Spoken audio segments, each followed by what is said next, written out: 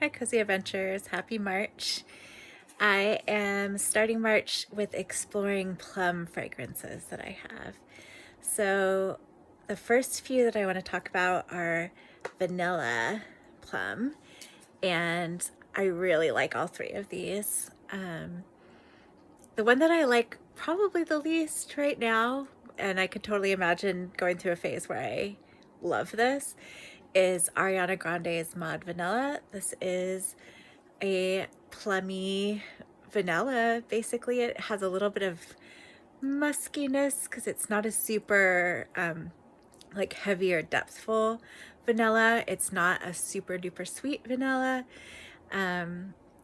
So I think the reason why I'm not like that attracted to it is that it's sort of like very middle ground in that it has a good amount of plum, but it's not like super dark plummy, balsamic-y kind of thing that some of the other fragrances go into. And it has, yeah, nice vanilla, but it's not a very depthful or like super interesting kind of vanilla to me, but it's nice. And then Sol de Janeiro's Cheirosa 40. This one is a plum vanilla. I can't remember what the other woods and musk. And it's actually pretty similar to the Ariana Grande, but the Mod Vanilla.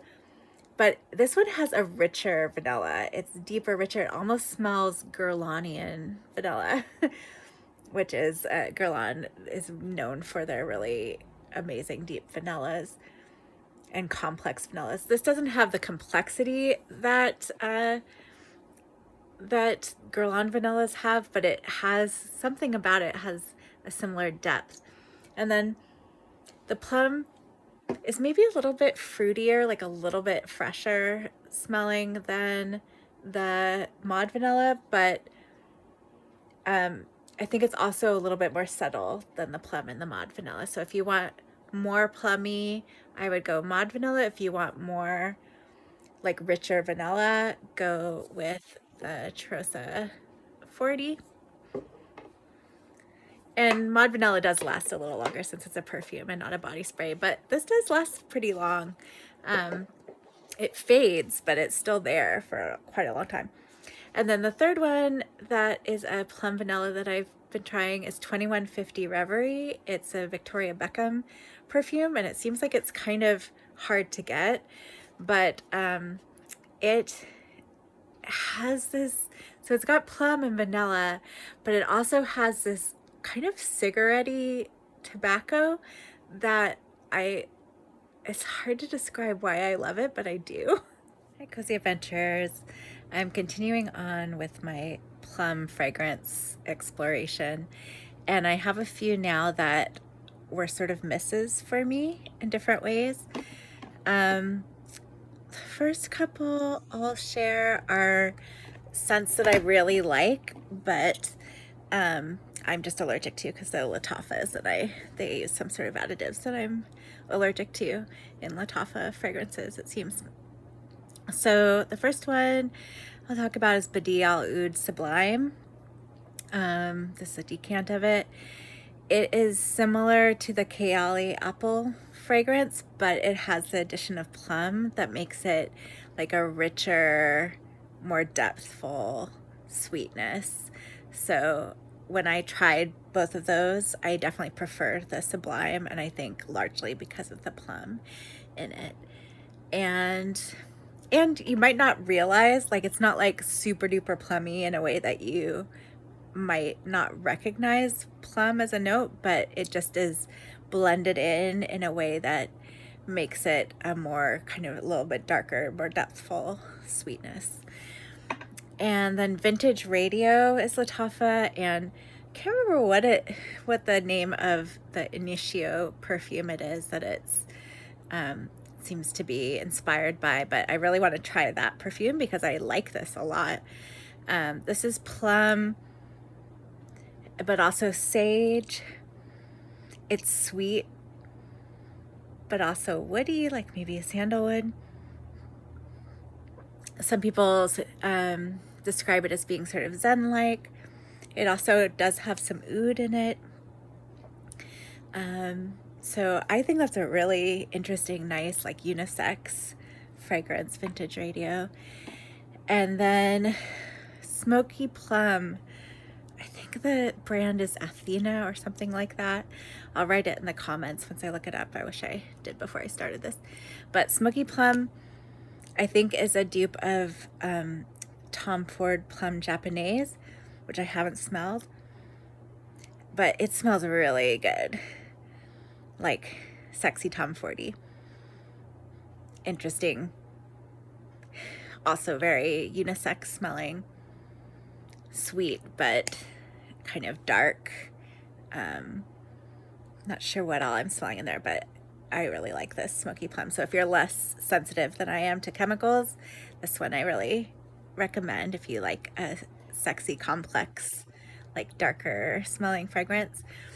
And then Black Orchid, another Tom Ford Black Orchid, the Parfum.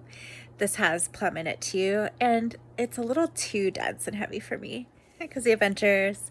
So I'm finishing up off my plum exploration with a few sweet musky plums, and these are all skin scentish, at least like after the first hour or so, and they don't last super long. They're like, I don't know, like if you really sniff close to your skin, they might last 4 hours or longer, but they're just not super long lasting or strong perfumes. And I'll start with Indie by Katy Perry. And I really like this. I tried to actually order a full bottle, but Fragrance Net ended up being out of it. But it was included for free in some sample shipment that I got. It's hard to describe, but it's in that sort of Glossier molecular, musky, sexy, but with a plum note in it. Yeah, so this is the kind of thing you'd probably want to keep in your purse to like keep refreshing if you want to continually smell like it, or if you like only smelling like something for a few hours, you might like this one. Or I don't usually heavily spray, but maybe this is one that you need to heavily spray, and it's not very expensive, so at least there's that if you're going through a lot of it. Yeah, there's just something kind of fresh and sexy but still sweet about it to me. I think it's the kind that people also say is like reminds them of like cleansing wipes too. Like there's something about that in there, but it's sweet in a way that makes it all palatable and sexy to me. And then we've got Glossier You Rev, which is a plum and I think buttercream musky skin scent. And I don't really smell buttercream, but I do smell the sweetness and the plum. And the longer it sits on my skin, the more kind of sweet it gets in a way that I really like. And then I have Plum Cashmere by Hey Sugar, which is inspired by for this. And this one's a little bit more, it's like less transparent, a little more thick plum. But I really like both of these. Hi, Cozy Adventures. So I'm finishing up my plum fragrances for now. At first I wasn't going to include these because I just talked about them in other videos, but I think they need to be included in the fragrances I have that have a strong plum note. And that is Midnight Fantasy by Britney Spears and Narciso Rodriguez Musk Noir Rose.